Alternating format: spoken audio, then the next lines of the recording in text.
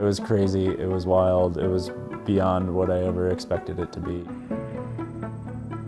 Started training full-time 2 years ago for this, and it's a little hard to train for mountains in Minnesota.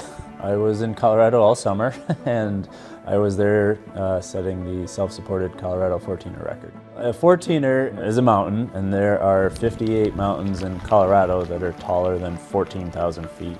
Just another day in Fortuna paradise.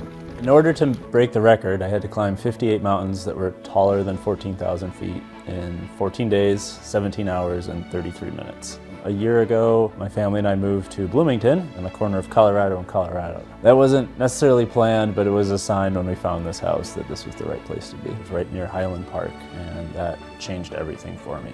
So Highland Park has miles and miles of trails, and then it has Highland ski area with a 140-foot hill there, which compared to a 14,000-foot mountain isn't a lot, but 140 feet was what I needed to train. So I actually did laps on Hyland Hill every day, hour after hour. I was doing about 8 to 9 hours a day of training, and I would do 70 laps on Highland Ski Hill, which is about 10,000 feet of elevation a day, up and down. And then I'd go run till I had 20 to 25 miles in the park. It was mentally difficult to do a repetitive exercise over and over again, so that made me very mentally strong. And then dealing with the weather, that made me very tough, I would say, you know, between freezing cold or hot and humid.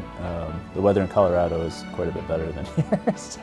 Also met a lot of good people at Highland. There was a fun crew of us that were there frequently. I was the most frequent, but having Highland Park like in the city is such a huge resource. I mean, having all the hills and the trails and all that. I don't know honestly if I could have set the record had we not moved here. That really opened doors for me.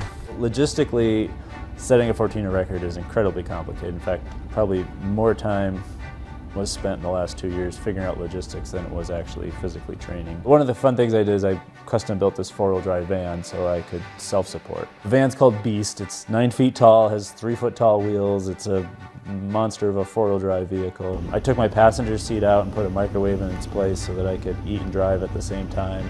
And there's 5 days that have technical mountains, so where you're essentially climbing, you know, it's not just hiking, it's climbing, and it's dangerous and people fall and die. I was scared a lot. It really started to hail.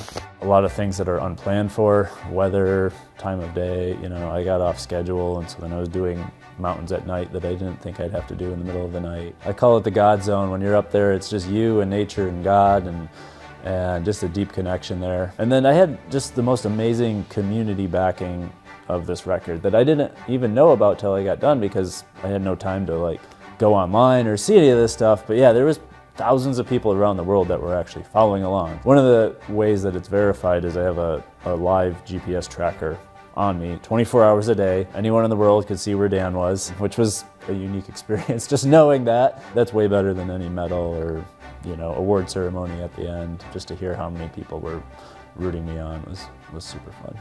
I don't have a personal desire to do it again. I have a competitive desire to keep my record.